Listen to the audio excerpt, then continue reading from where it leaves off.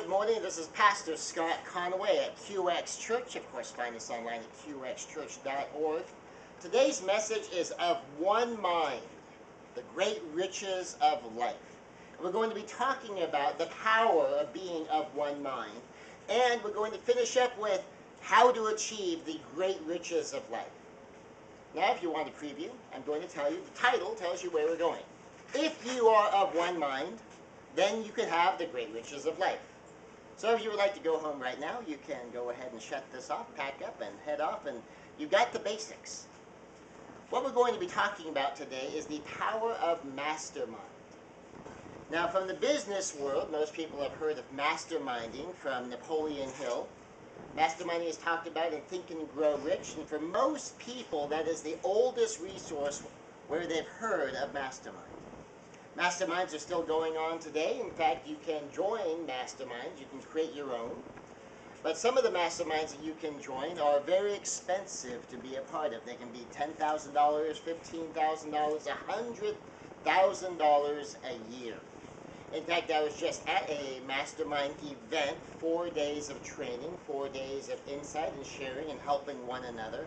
And this particular mastermind, if you decide you would like to join the totality of the mastermind program and do not just this one event, but do all of the events during the course of the year, and there's several of them, the grand total price, if you were to add them all up, is $100,000. And people pay this kind of money to do masterminds because they are that powerful. If you have the right people in the group, the mastermind is of such value that people will pay. The people who understand the value and who are going to make use of the mastermind to achieve the great riches of life will pay literally tens of thousands of dollars to be a part of these things. So if ever you're wondering, well, how important is this really? Well, multi-millionaires go out of their way to join these things. Multi-millionaires will spend tens of thousands of dollars to go be a part of these things. People who know what it means to make a lot of money, people who know what it takes to make a lot of money, will invest in masterminds. One of the gentlemen that I met, he was talking about how he had lost 80% of his wealth, and he's in the process of building some of it back. But he's doing it differently. He says the way he did it before was stressing him out. He felt like he was going to die of a heart attack if he kept on going. And he literally walked out on most of his financial empire. He lost 80% of his wealth. Now, he did mention, I'm not poor, because, 20% of a lot is still a lot. Well, I found out how much his lot was. He started off with $150 million. And so he gave up on $150 million, and he managed to put things together okay on a mere $30 million. And while he was talking about his vision and his passion, and really what he's trying to do and the difference he's trying to make in people's lives, he sort of casually mentioned that, almost as an aside, well, I am still doing money stuff, I am still doing real estate stuff, and I've got this project that I'm building in the condo complex I think is going to make me, I don't know, maybe like $6 million, I'm not really sure. But this I'm really passionate about. And so people who are wealthy enough that they can just sort of casually, as an aside, as sort of a marginal note, oh yeah, $6 million. But what's really exciting is, and talk about the transformation he's looking to help people make in their lives. Not just a financial transformation, although that is part of it, but a human transformation, and that is so critically important to him. And his contribution to the masterminds is a little bit on the financial side. But mostly it's in this spiritual insight and these understanding of higher principles that he's gained in the process of what he's done and what it cost him to do what he did. And then as he's working his way back around and building up his finances, he says he's fine. He's not that worried about it. He's done stuff that's cost him tens of thousands of dollars. Sometimes he loses $1 million here, $1 million there. It's no big deal. Like, well, I don't know about everyone else listening to this, but for some of us, losing $1 million would be a big deal. But one of the other gentlemen kind of raised his hand and says, how many people would think it would kind of suck to lose $1 million? And of course, all of us raise our hand. None of us would like to lose $1 million. No matter how many millions of dollars you have, you don't want to lose $1 million. And then he says, now, how many of you would like to have $1 million to be able to lose it? And of course, several hands go up too, because you're going, yeah, being able to have $1 million loss and be able to afford the $1 million loss would be a pretty interesting financial place to be. Well, how do these people get there? Well, one of the main ways they get there is through the use of the mastermind. Now, the mastermind concept, as defined by Napoleon Hill in Think and Grow Rich, is this. I'm going to read it verbatim. Coordination of knowledge and effort in a spirit of harmony between two or more people for the attainment of a definite purpose.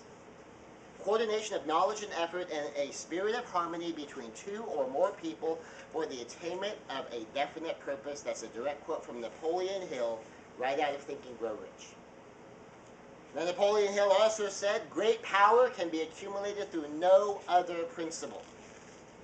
So if you want great power and you're not born on a dying planet and sent off to the Earth in a spaceship or bit by a radioactive spider, great power must be developed. It must be earned. And in order to develop it, in order to accumulate it, you must use the mastermind principle. And we're going to talk, this being church, about an enormously powerful mastermind, the Tower of Babel. And there's an important reason why this is the mastermind we're talking about. Are there other important masterminds in the Bible? Of course there are. When you start talking about what Jesus was doing with the apostles, what the apostles did in Acts, these are powerful masterminds. Those are powerful masterminds fueled and supercharged by the Holy Spirit to go out and make a difference, to touch lives in a transformational way, to bring salvation to the world. The Tower of Babel was a mastermind of human beings acting in opposition to God. Now, this isn't the first time, or the only time in history, that people formed a mastermind to do something in opposition to God. Hitler's Germany would be an example of a powerful mastermind. Hitler's Germany was a mastermind of the Nazis that took over a country, built a war machine, and devastated a continent. So the power of masterminds is so enormous that it can build things to the highest heights and it can crash things to the lowest lows. Because what you had in Nazi Germany was exactly what Napoleon Hill was talking about. Coordination of knowledge and effort in a spirit of harmony. They were working together. They were in harmony with one another. Obviously not in harmony with good things, but with one another. Between two or more people, in this case the entire Nazi leadership, for the attainment of a definite purpose. They were seeking the development of a 1,000-year Reich, and had they made a couple of wiser decisions in the pursuit of that, they very well may have won. So it's a good thing in that case the mastermind broke down thanks to the ego of certain people involved, and it collapsed just enough so that we were able to defeat it. Another example of a powerful mastermind, and whether it's a good thing or a bad thing, I guess some people might argue, I personally think it was a great thing, was the mastermind between the founding fathers of the United States of America. That was a mastermind, putting things together.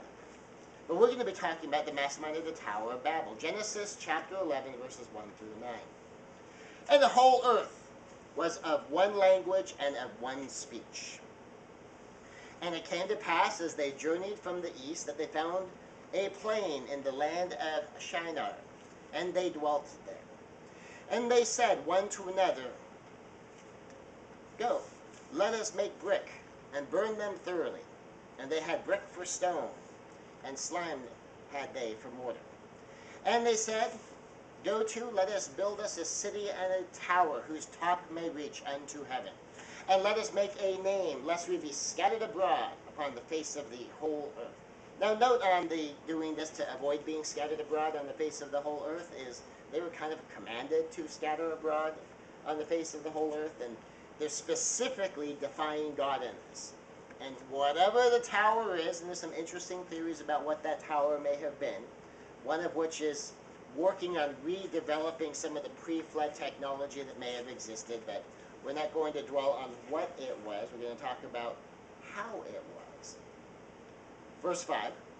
And the Lord came down to see the city and the tower which the children of men builded. And the Lord said, Behold, the people are one, and they have all one language. And this they begin to do. And now nothing will be restrained from them, which they have imagined to do. Let us go down, and therefore confound their language, that they may not understand one another's speech. So the Lord scattered them abroad from thence upon the face of the earth, and they left off to build the city. Therefore is the name of it called Babel, because the Lord did there confound the language of all the earth, and from thence did the Lord scatter them abroad on the face of the earth. So an interesting story, because that deals specifically with the power of people. Obviously, God didn't want this done. God intervened dramatically and miraculously to stop people from coordinating to do this thing, whatever the implications of doing this thing were.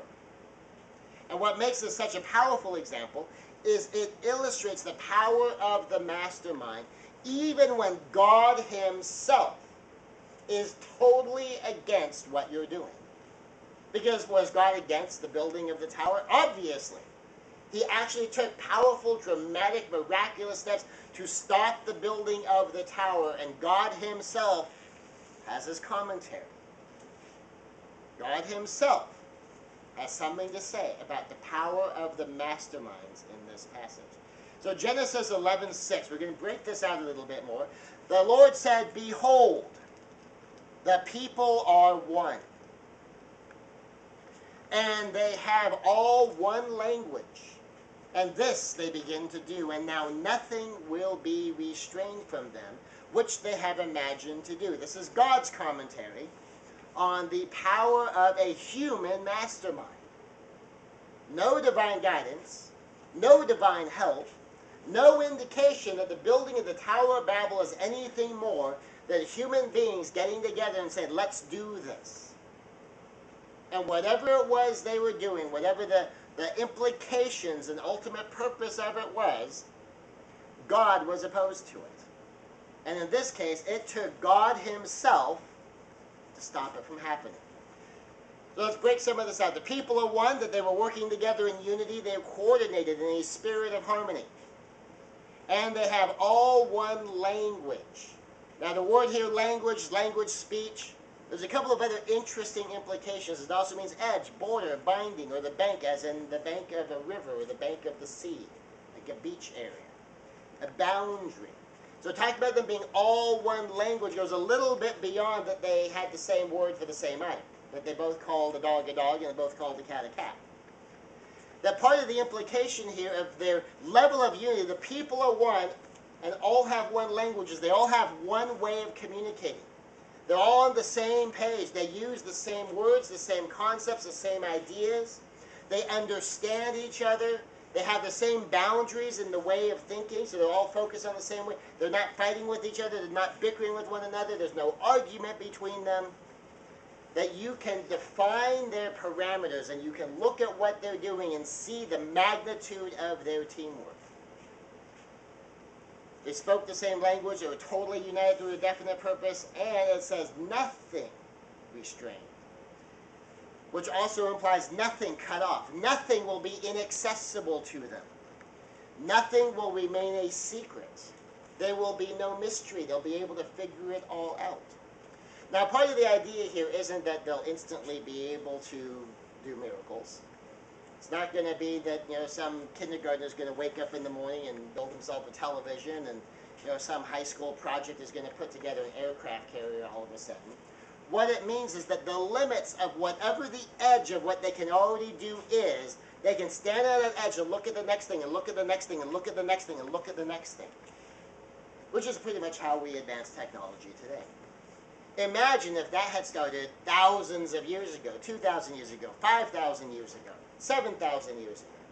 If thousands of years ago, the speed at which technology would develop would begin and accelerate at, say, the level of the Industrial Revolution, and that in just one lifetime they would have been able to get from the Industrial Revolution to about the technology of World War II.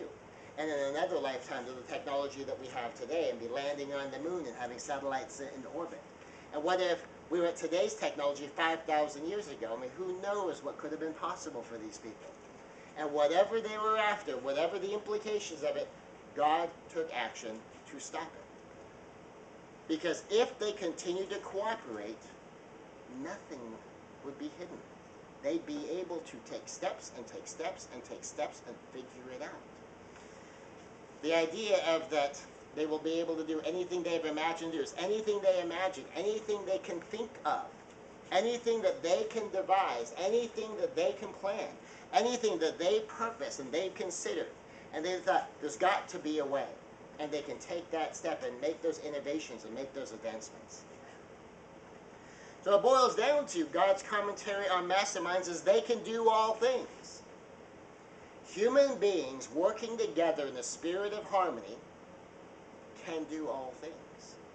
Now there's a New Testament corollary, of course, about they can do all things. Is I can do all things through Christ who strengthens me. That's Philippians 4:13. Book of Philippians, chapter 4, verse 13. I can do all things through Christ who strengthens me. So now think about that. Spirit of harmony. In order to be able to do all things through Christ who strengthens you, you must be in a spirit of harmony with who? With Christ. And so if you're doing a two-person mastermind, because we'll go all the way back to Napoleon Hill's definition of coordination of knowledge and effort in a spirit of harmony between two or more people for the attainment of a definite purpose. And so if you are working together with Christ in a spirit of harmony toward the attainment of a definite purpose, you're masterminding with Christ, which means you have to be on his page because he doesn't change his page. We have to change our page to match up with his page. Then you can do all things through Christ who strengthens you. Now this extra little commentary might also help us understand masterminds. That regardless of whether you're masterminding with Christ, who of course will have probably a pretty good plan, that when you mastermind with people, that when you're wavering, they will help strengthen you. They will help embolden you. They will give you wisdom and insight so you can step up and step out and you can get things done. So, we can do all things through Christ to the extent we are in a spirit of harmony with him. Now, in this case, the Tower of Babel, man, left to his own devices, would have accomplished anything which they have imagined, whichever they had thought of, whatever they had devised, whatever they had purpose to do. So, God took action. Genesis chapter 11, verse 7. Let us go down, and there confound their language, that they may not understand one another's speech. God intervened miraculously to break up the mastermind of disobedient people.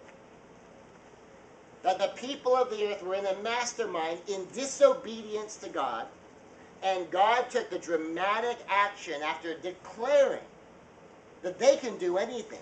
If we let them continue, they will be able to accomplish anything. And so God intervened miraculously to break up the mastermind of disobedient people. Now, the confound, as in confounding the language, to confound it means to make it a puzzle. So it requires thinking. And that thinking then to lead to exploration. Now, this is a very kind of Jewish thing to do because there's an old saying that says 2 Jews, 3 opinions, that they would discuss and they would debate what things mean. So to confound the language, all of a sudden communication is a puzzle. Communication would require thinking. They'd have to figure it out. It would have to lead to exploration for them to bridge the language gap. Now, to confuse languages, for things to be confused, when you are confused, it's a feeling that says, I know it makes sense, but it doesn't make sense to me. So when you're watching people talk in a foreign language, and there seems to be some kind of grammar, some kind of syntax, matching up with the gestures. You were just talking to this guy yesterday. You know, okay, something here is making sense. It's making sense to him, but it's not making sense to me. So the people were one to such an extent it took a language change to break the spirit of harmony. They stopped because they could not communicate. They stopped because they couldn't understand one another. I would have words coming out of my mouth, and you had no idea what I was talking about. You might have a guess here or there. You'd have words coming out of your mouth. The exact same words I might have understood yesterday, And now I'm just kind of looking at you funny. Maybe taking my best guess, which in my own head might be a very legitimate guess, which may or may not have a whole lot to do with what you think you're saying to me. Now, of course, if this is the first time the languages were scattered, they would have no reference point for how do you figure out how to translate languages, because this would be the first time they would ever have to translate a language. And one can presume that they didn't try. So there's the scripture on it. A mastermind is unity, spirit of harmony, broken by a failure to communicate. Now, we speak the same language. If you're listening to me in English, whether English is your first or second or third or eighth language, I'm speaking in English. Presumably, you understand the words that are coming out of my mouth. No word that I'm speaking is alien to you. But we speak the same language and still do not understand. It does not take a wholly different language for two people to fail to understand. We sometimes manage to do an amazing job of misunderstanding. When you consider that both of us are using similar words, both of us are using the same language, both of us are talking about the same things, sometimes we can still misunderstand. If you've had conversations with your spouse, your romantic partner, a friend, and sometimes it feels like you're having two completely different conversations. I remember one conversation in particular I had with my mother. We went on, I don't know, 20, 30, 40 minutes talking about this concept, arguing and debating. And I finally reached the point where I was thinking, okay, you know what? My mother's not making any sense. In fact, what she's talking about really is kind of stupid. Now, my mother's a pretty smart woman. So if my mother is saying something that strikes me as stupid, there's a high probability that I don't understand what she's talking about.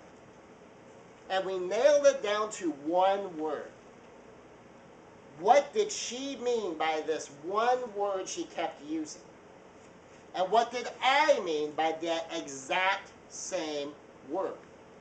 And I asked her what she meant by that word, and she couldn't really tell me. She just kind of went on to, well, you know what it means. And said, well, let me tell you what that word means to me. When I use that word, I mean these two things. She says, oh. Well, no, that's not what I'm talking about at all. Now, because I was able to define the term, she was able to launch off of my definition and adjust and tweak and compare and contrast so that she could kind of begin to express her idea. And then I gave her the definition back, because that's part of what I do when I'm seeking to communicate. I try to define terms that we're struggling with. And she said, yeah, that's, and said, okay. That definition, I used this word for that definition, and I used that word for this definition. So if you've been talking about that over there the whole time, well, I've been talking about this over here the whole time, well, all of a sudden I think what you're saying makes perfect sense. And, and she says, well, I was wondering why you didn't seem to get it, because, you're smart. And so both of us are having kind of the same thought. It's like, okay, this is getting stupid. Well, it's because we were using this label, the central word, but I was using one definition, she was using a different definition. So communication is a transfer of an idea. Information has been effectively communicated when the other person has an idea in their mind that approximates the idea in your mind. So when I'm trying to communicate to you on this particular lesson, my hope is that as I'm talking, as I'm teaching, somewhere along the line you will get an idea in your head that close enough approximates the idea in my head that you have some idea what I'm talking about. Agree, disagree, consider, fully grasp it, partially grasp it. However it is, that is close enough that we're having a transfer of an idea. One of the challenges with communication, even under the best of situations, is that we all generalize, distort, and delete. So generalizing means that you get a label, you get information, and your brain leaps to an understanding of what it thinks it is. When you walk up to a door, your brain generalizes what it thinks a door is and how it thinks doors work.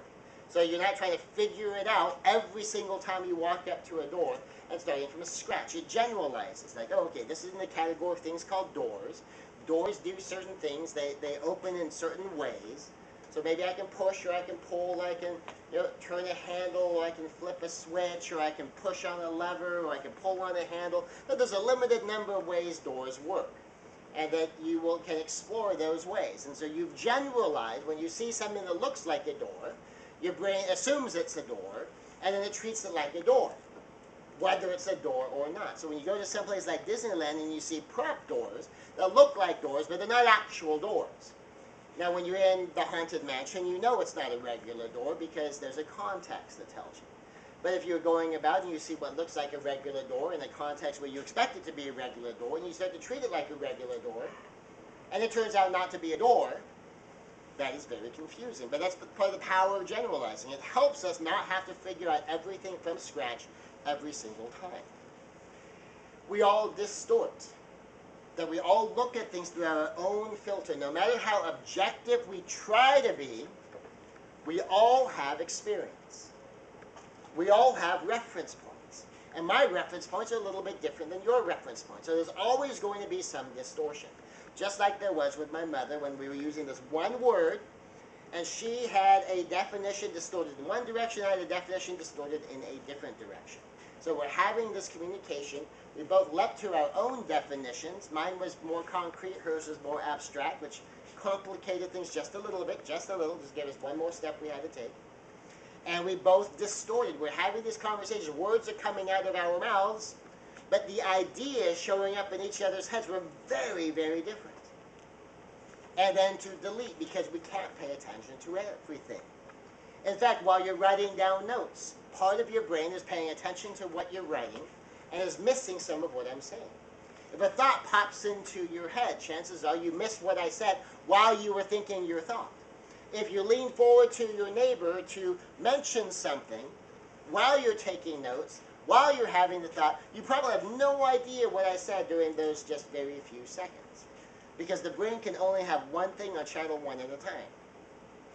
And it has a tendency to kind of lose some of the rest. But you still grab the general gist of my meaning because there's an ongoing context.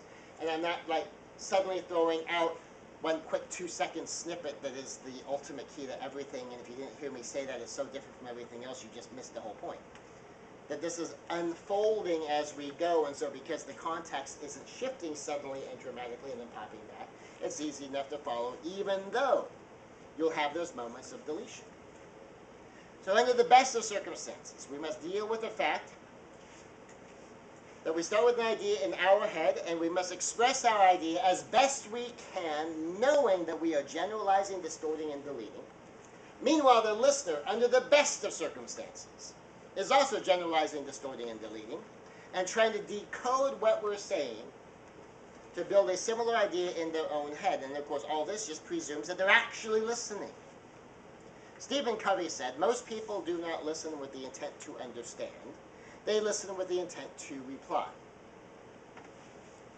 And when I'm communicating, if we're having a conversation, one of the powers of the lecture format, one of the powers of listening to audios or watching videos, is that you might be taking notes, you might have momentary exchanges with someone sitting next to you, but we're not having a conversation. Now, what makes that actually very powerful under certain circumstances is that it means you can't be listening in order to reply because you don't have an opportunity to reply. You have to listen until I'm done. Now, you can pause, but you're not having an exchange with me in the middle of a talk. And so that helps you limit that listening to respond thing. In addition, once we've decided what the person means, we stop listening. Now this is connected to passing judgment. Once you've decided what someone says, once you've drawn your own conclusion, right or wrong, you stop listening. When you approach a door, once you've decided it's a door, you stop evaluating whether or not it's a door. You stop looking at it and wondering, what is it? Because you bring it, well, it's a door. Then your next question, if you want to go through the door, is how does this door open? And depending what you see when you look at the door, you might make certain assumptions. Like, for the door I can see from right here, you might look at that door and say, okay, well, that's a push-pull door. And because there's a little sign on it that says push, that's probably going to be push. There's no handle to turn, there's no lever to flip.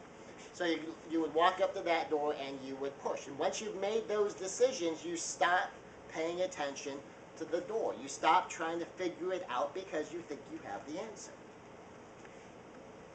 So once we decided what a person means, we stop listening.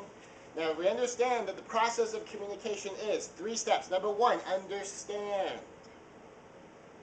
Understand first. Define. So you define your terms. If there's any words that are becoming a problem, you define those words. Sometimes it means you have to translate those words.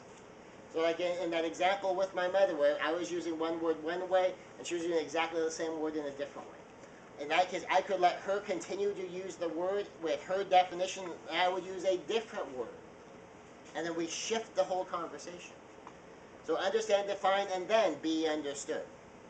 You have understood when you can express the other person's idea to the other person's satisfaction.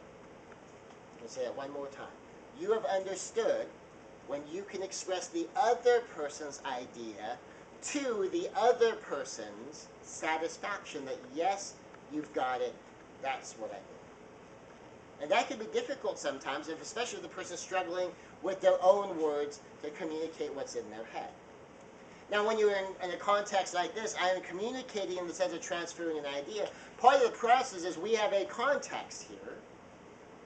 And so I have some understanding that when you come here, you already have certain expectations. You expect to sit over there and I'll be standing up here talking. Or you expect to be listening to the audio, or you expect to be watching the video and be listening to me talking.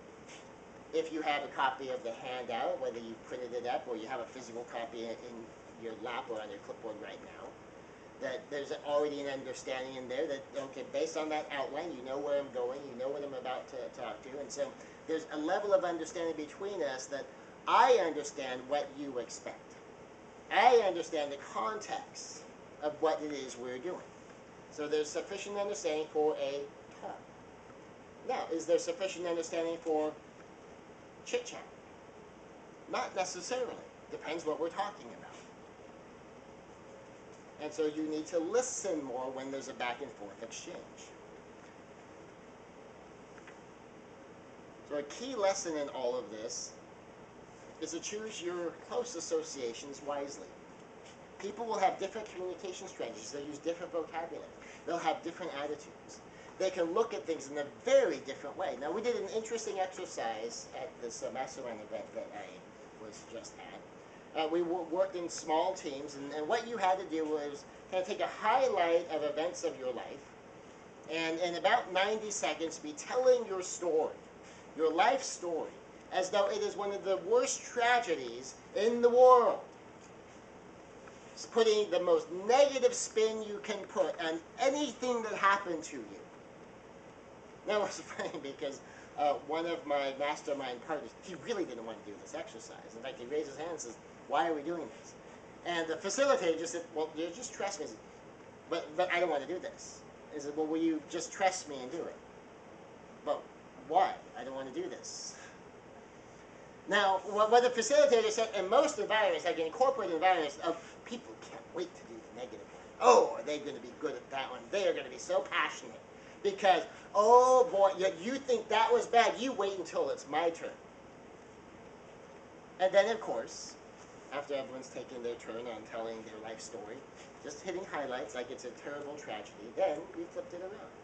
And you got to tell the exact same story again, using the exact same events. But now you're going to talk about as though you are the most blessed person on the planet. As though you are lucky, your life is exciting, it is an adventure, it is wonderful, the most wonderful thing ever. Everyone's going to want to hear the story because it is so inspiring.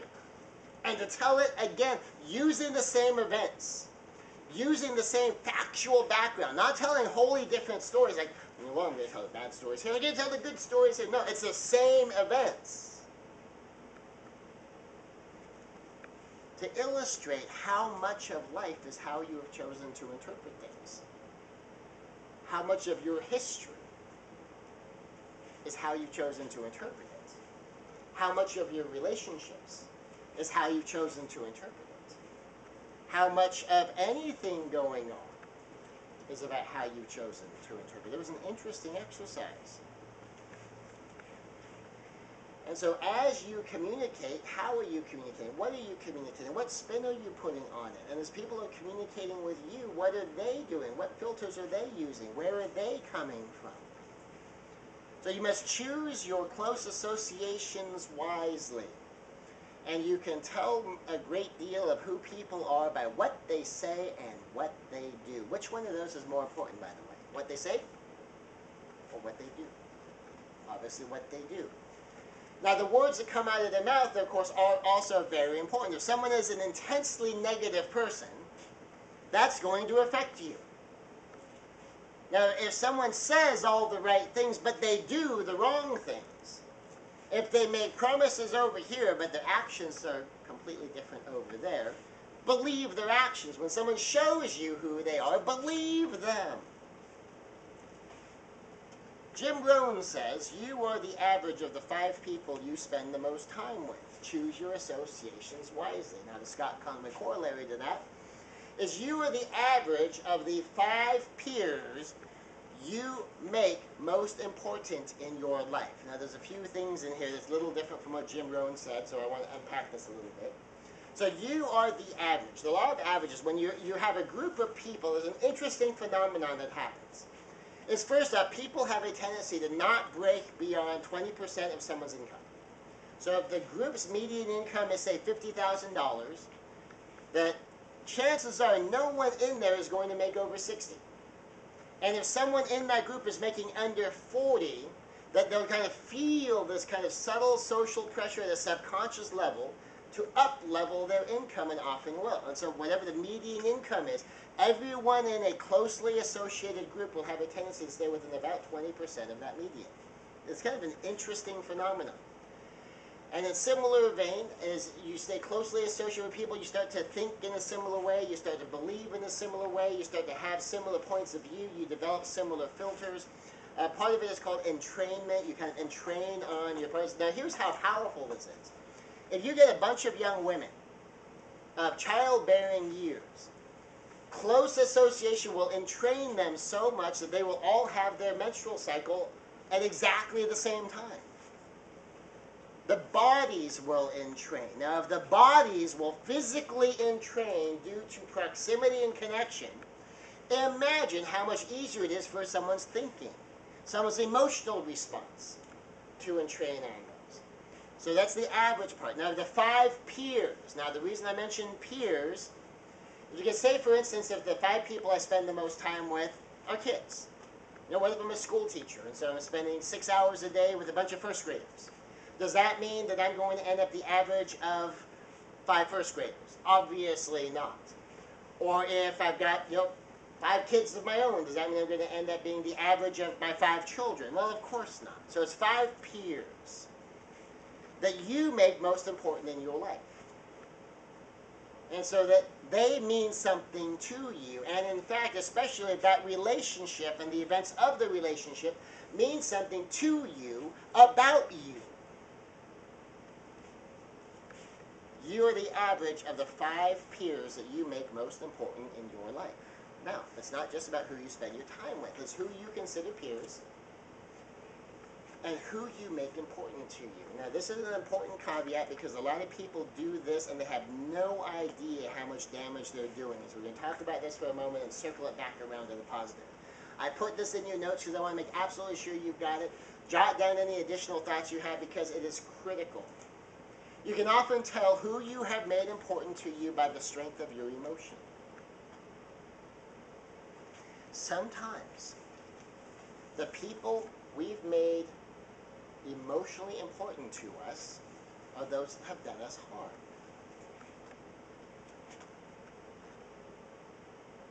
Now, we may not spend very much time with these people, but we dwell in where someone hurt us. We dwell where someone ticked us off. And we stay there. And when we do that, we are making that person I'm not pointing at anyone in particular. We're making that person important. We're making them one of the five. Sometimes we do that even when those people haven't been around for a long time. Elementary school bullies, problems with parents, exes, old friends that we broke up with for a very good reason.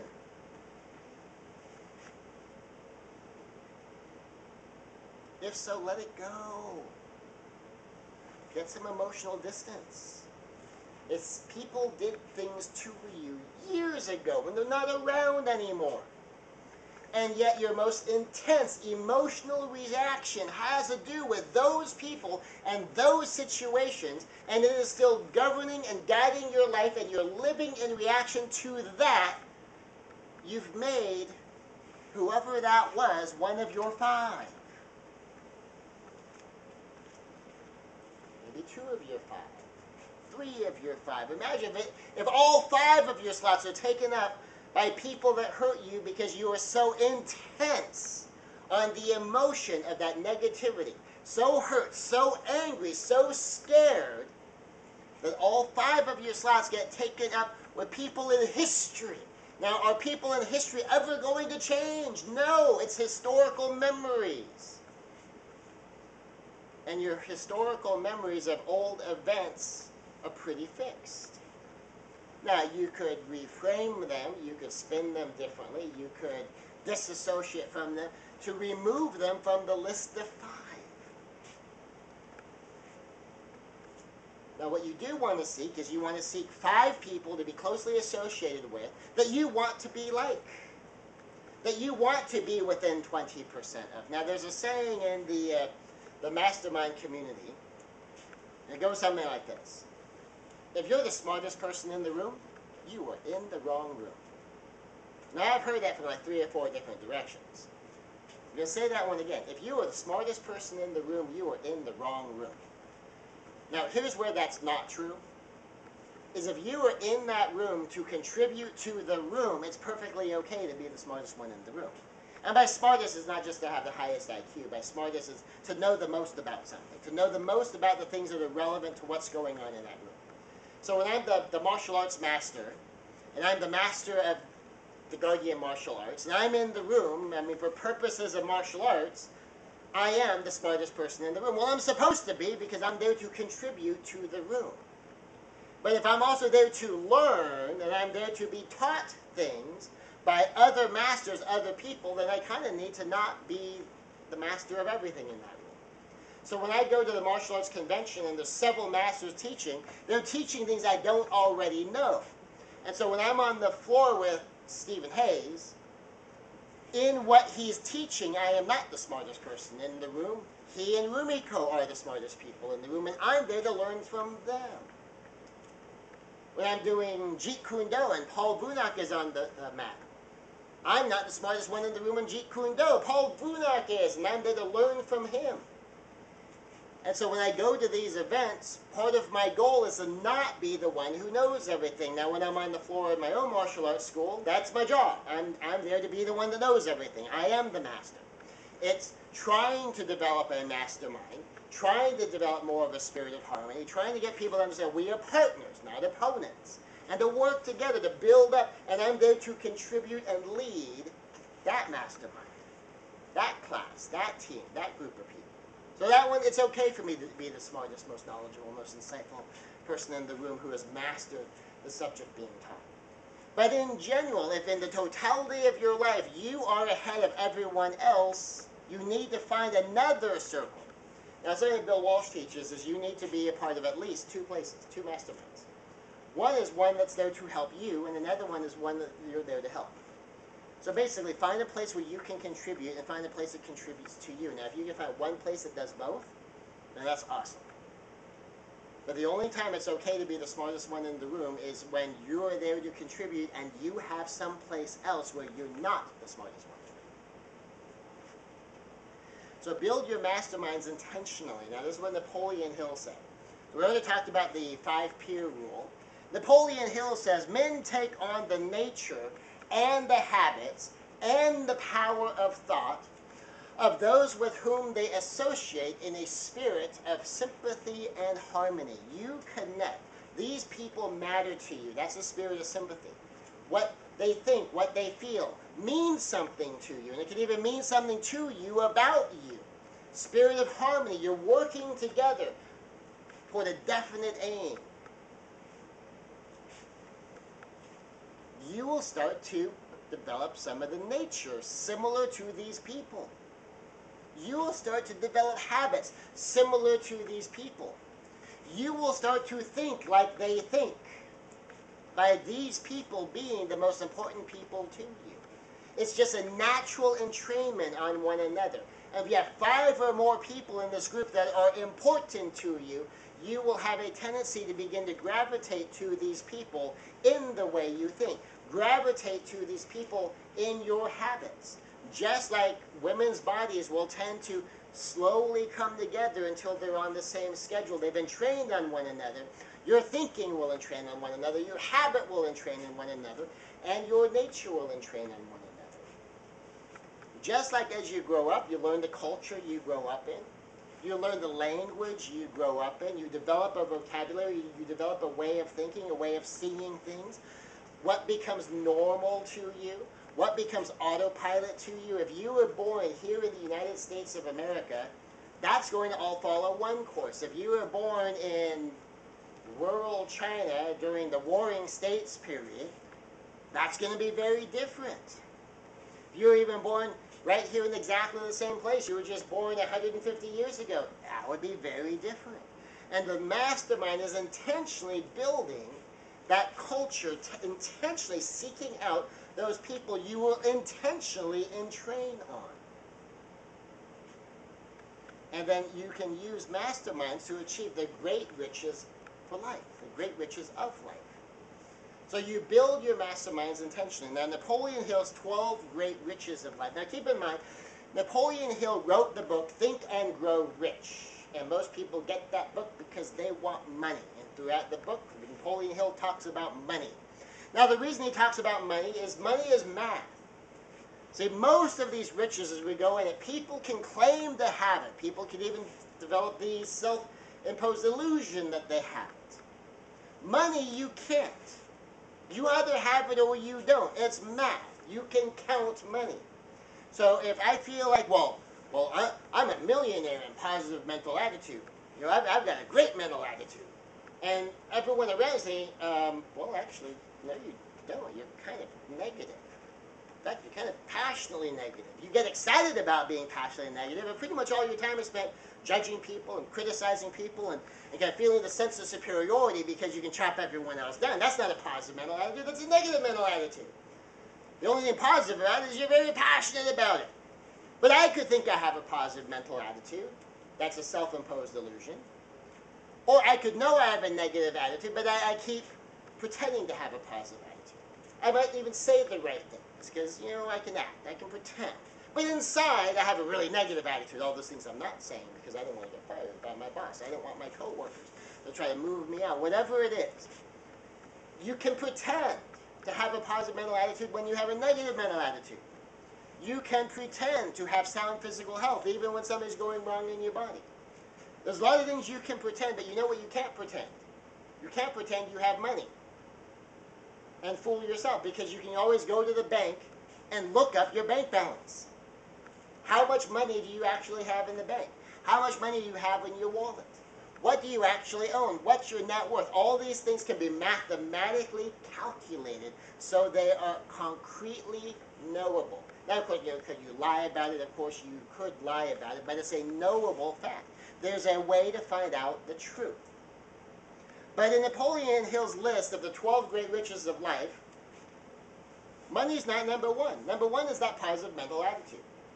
The first and most powerful of the great riches of life is a positive mental attitude.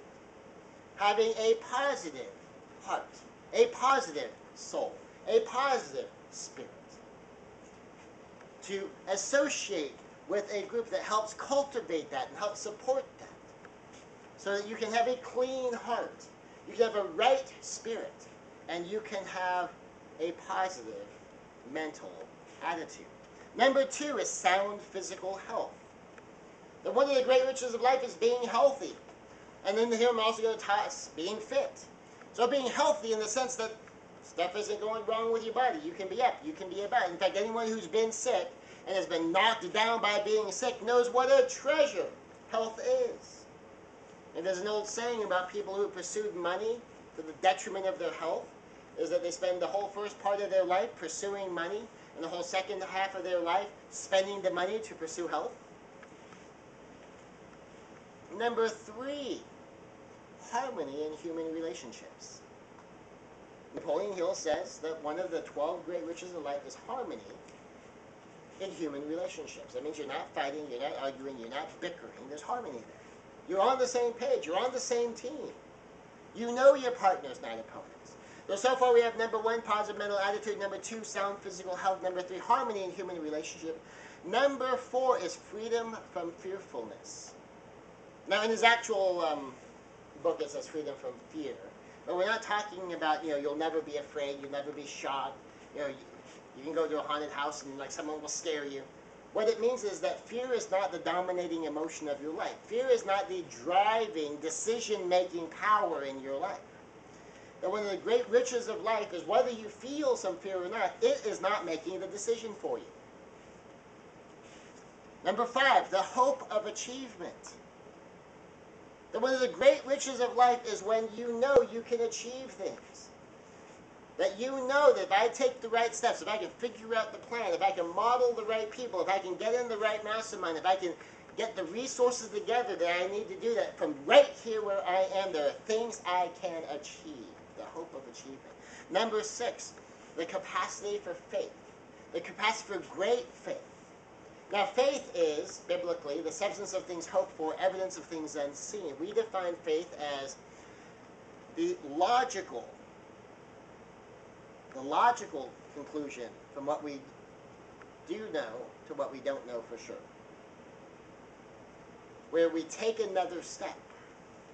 And so the capacity for great faith is your ability to believe in things beyond what you can concretely prove. Logically, so it makes sense, you have a basis for it. But your capacity for great faith is because you have such a grasp and understanding of principles and ideals and concepts that you can make larger leaps because you have such a strong foundation and you've seen so much. Number 7, now this is an interesting one of the great riches, the willingness to share one's blessings. That's one of Napoleon Hill's great riches. Share. That you have stuff. It's a blessing. We'd say it's a Genesis 1:1 blessing. You may have worked for it, you may have earned it, you may have done it, but it's still a blessing. You didn't design the system. You didn't create the universe. You've been blessed. And you've been blessed by having access to the information and the knowledge that allowed you to do what you've done. So being able to share some of your blessings. Now, that doesn't necessarily mean you're giving away money. You could be giving away knowledge. You could be sharing with other people, even in the business format. But you're sharing blessings. You're passing along what you have received. Number 8, a labor of love. That one of the great riches of life is being able to do something that you love. Being able to invest yourself in a place you have passion. Now love, the short definition of love we use is number 1, I want the best for you. Number 2, I want to be the best for you. Number 3, I want you to have transcendent joy. So a labor of love is something where you can show up and offer your best, where you can show up and be your best, where you can show up and it gives you joy to do it and you get to pass joy on to others. A labor of love. Number 9 in the great riches of life is an open mind on all subjects. Now, especially in religious circles, sometimes this is an interesting one to consider. An open mind on all subjects. Yes, even on the existence of God. Yes, even on the existence of Christ. Yes, even on salvation of faith. Have an open enough mind to be able to listen to somebody else. What we say, we have a point, you may also have a point. Be open-minded enough to allow someone else to make their point and to really consider their point. To try to understand why they believe what they believe without just judging it. And to try to see things from their point of view. In fact, if you want to effectively communicate your own side, what you have to do first is understand. What you have to do in order to understand, you have to listen. What you have to do to really listen, you have to be at least open-minded enough to accept the fact that they may have a point. So an open mind on all subjects. Number 10 of the great riches of life is self-discipline. Discipline is the ability to control behavior. If I'm going to punish you, punishment is pay a price. Discipline is to control behavior. Now, often you control behavior with punishment. But discipline means the focus is the behavior. So like punishment must fit the crime. Discipline must fit the person. So when you're doing self-discipline, I am controlling my own behavior with whatever it takes for me to control my behavior at whatever level I'm trying to control my behavior. Number 11, the capacity to understand people. Now, number 11 is kind of connected to number 9. Number 9 is an open mind on all subjects. Number 11 is the capacity to understand people. If you're open-minded enough to be able to listen to people, you're open-minded enough to consider that someone from a different background, a different culture, a different perspective, a different filter, someone else may have a point, well, then it helps you be more understanding. That you can understand more of what they're talking about because you're actually listening. You're actually paying attention. And number 12, and Napoleon Hill himself said, notice to great benefit that money is the last thing on the list. Number 12 is financial wealth. It's having the dollars in the bank. It's owning the assets. It's owning the wealth. It's having a high net worth. It's having a high income, the financial wealth. Money is only one of the 12, and Napoleon Hill himself, the author of Think and Grow Rich, said, notice to great benefit that money is the last on the list of the great riches of life. Quick review, just to make sure you've got it. Napoleon Hill's 12 great riches of life. Number 1, positive mental attitude. Number 2, sound physical health. Number 3, harmony in human relationships. Number 4, freedom from fearfulness. Number 5, the hope of achievement. Number 6, the capacity for great faith. Number 7, the willingness to share one's blessings. Number 8, a labor of love. Number 9, an open mind on all subjects. Number 10, self-discipline. Number 11, the capacity to understand people. And number 12, financial wealth. And the key to building enormous wealth, of any of the great riches of life, to be a millionaire, perhaps even a billionaire, in any of the 12, is the power of the mastermind. The coordination of knowledge and effort in a spirit of harmony between 2 or more people for the attainment of a definite purpose. Talked about the Tower of Babel and how that was a purely human mastermind. Certainly no help from God, that God himself showed up to intervene to break that particular mastermind. And that God's commentary on masterminds is that they can do all things. God himself, God says, they can do all things. Nothing will be impossible for them. Any limit they run into, they will find a way past. That's the power of mastermind. So we need to be understanding. We need to connect. We need to be on the same page. We need to withhold judgment so that we can really understand. We need to have a definite purpose. We need to work consistently toward that. We need to be contributing to go higher and further. We need to choose our associations wisely and build our masterminds intentionally. And sometimes, quite unfortunately, that means that we have to get rid of some negative people. And God willing, we are not the negative people someone else needs to get rid of. Bill Walsh expresses it this way. What he says is, if you've got negative people in your life, invite them all out to a nice restaurant. Buy them a meal to go. And say goodbye. I wish you the best. No, I don't know that I would go that far. But we do need to distance ourselves. But here's the big thing, is we need to make sure we're not the one that other people need to distance themselves from. That we're not the negative one. That we're not the one pulling someone else down out of what it is they're trying to attain. That we're not the one sweeping the legs out from under the table. We're not the one pulling the chair out from under them when they're trying to sit down. That we're the ones lifting them up. We're the ones helping. Now, will you create anxiety in some people by being someone like that? You might. Someone might be wanting to get rid of you because things are terrible and there's a huge struggle and there's all this big crisis, and you're just smiling and going happily along your business because you've got things to do. You've got goals to achieve. You know where you're going and you keep pressing in that direction. And sometimes people that might be close to you, occasionally your spouse, unfortunately, that's true. But siblings, people you might count as friends, family members, might be the exact people tearing you down. And maybe even because they love you. Because they try to protect you from failure, because failure scares them. And they don't want you getting hurt by what scares them. So it doesn't even mean that they're being bad people. They could just be scared. And scared for you. But you need to decide who your 5 peers are going to be. You need to decide where you're going to place your focus. You need to decide who your companions will be. And you need to decide what mastermind you will create, because God himself says they are enormously powerful. And just think of the possibilities.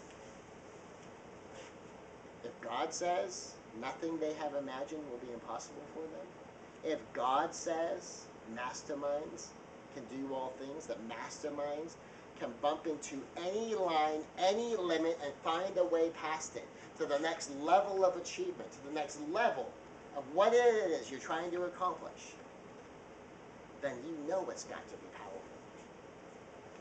So Napoleon Hill was writing about masterminds in the 20s, published in the 30s. God was writing about masterminds thousands of years before that. Napoleon Hill declares masterminds enormously powerful from his study of hundreds of successful people. God declared the power of masterminds from the success of a people acting even in defiance of him. And if you want to know how unstoppable masterminds can be, it took God himself to stop the mastermind of the Tower of Babel. It took the power of the Almighty to stop a mastermind of the entire human race working in one direction. That should tell us something.